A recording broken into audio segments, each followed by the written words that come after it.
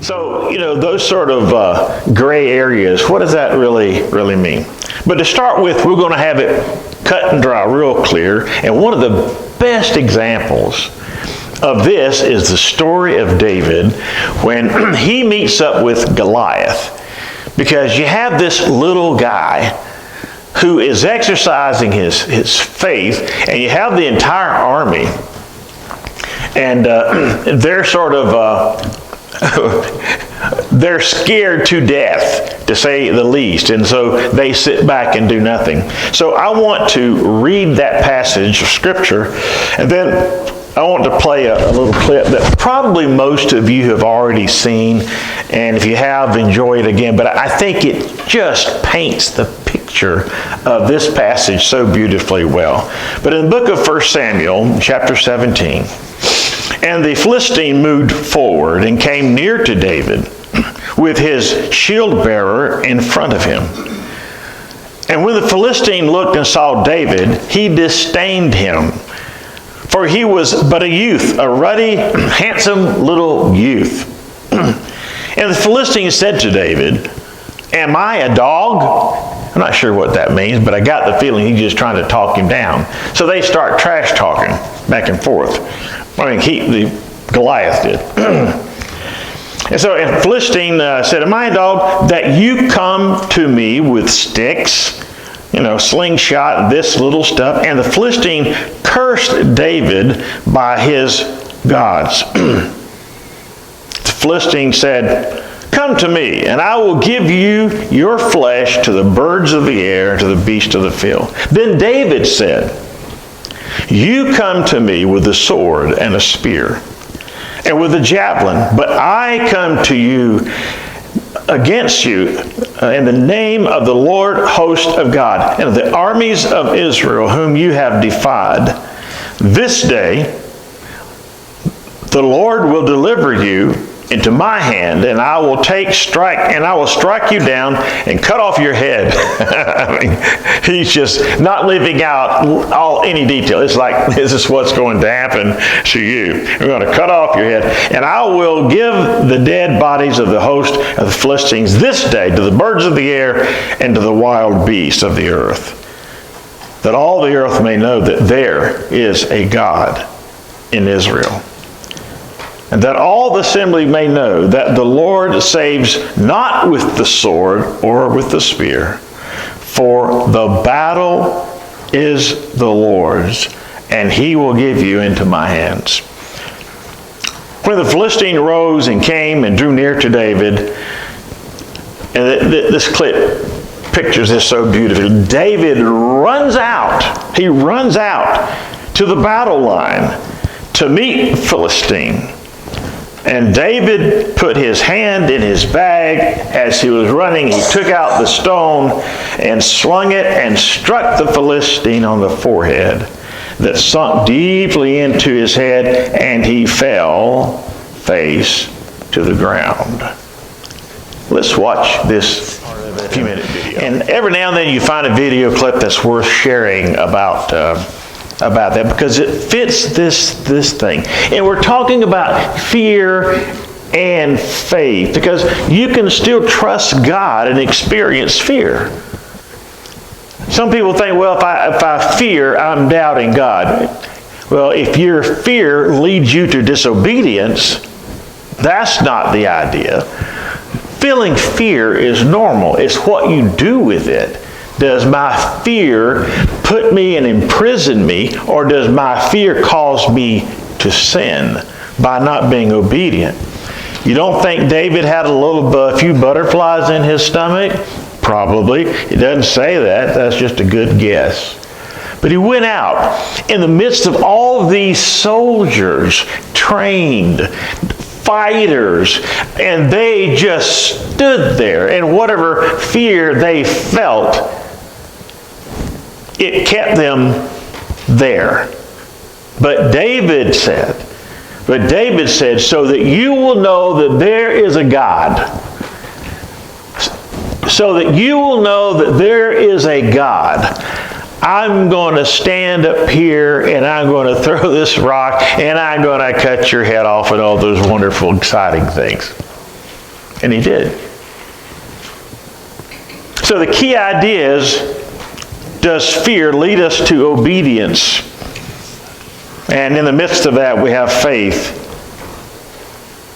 to carry it out. So what was driving David? What was driving David to do something that was, virtually impossible? I mean, think about it. And even the movie is just a movie, but it really does bring in the enormous size of the army and all the odds that they're fighting. And yet this little young boy, lad, whatever you want to call him, believed enough, had enough faith in the midst of his fear that I will stand with God, because he said, God is with me. And he did this. I mean, it was acknowledged in the New Testament. It's not some sort of allegory, pretty little story. Something that actually occurred. So what drove David? I want to share with you a few things. David clearly wanted to honor God. By the way, there's no slides on my outline, because when I was working on this message in the middle of the week, I didn't like what I had. I just didn't like it. So this is not working together. So I just said, I told Wanda, I'll just send you the verse and we'll do this on Sunday. So there's none of those, but I do have it. So the first thing is that David clearly wanted to honor God. It wasn't about making them look good. It wasn't about showing off. It wasn't about, hey, look at me, the little guy around the neighborhood who wanted to keep me back at home. Look what I'm doing now. It wasn't about that at all. He said, this is for the glory of God. That's why I'm doing it.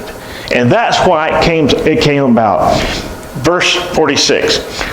This day the Lord will hand you over to me, and I will strike you down. And last sentence, and the whole world will know that there is a God. Haven't you wondered about the way things go in the world, and people can be so anti-God and anti-everything else?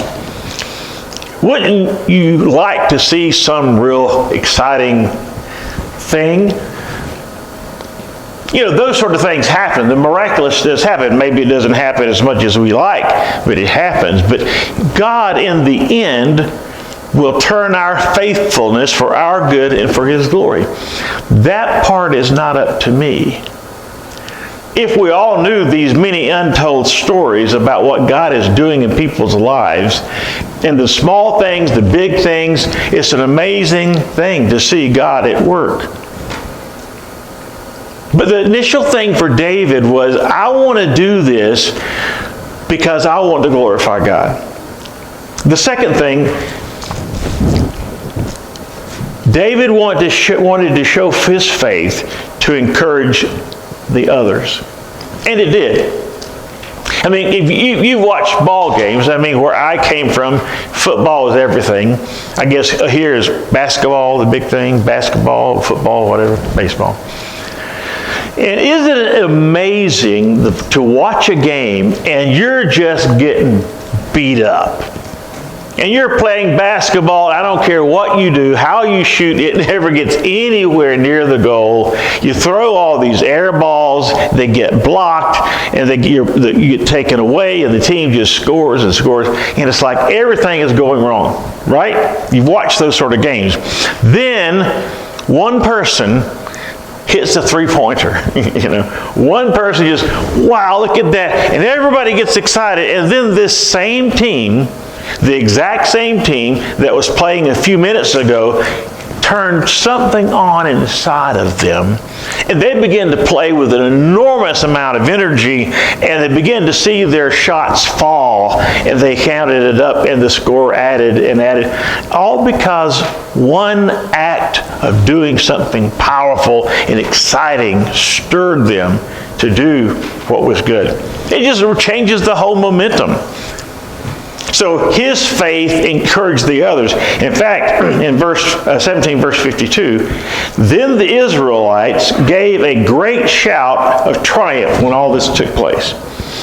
and rushed after the Philistines. Okay, now, these are the guys standing along the side, acting like they're a big shot. They don't want to go out there. Then all of a sudden, they see the giant fall. Then it's like, oh, I guess it's our turn now, right?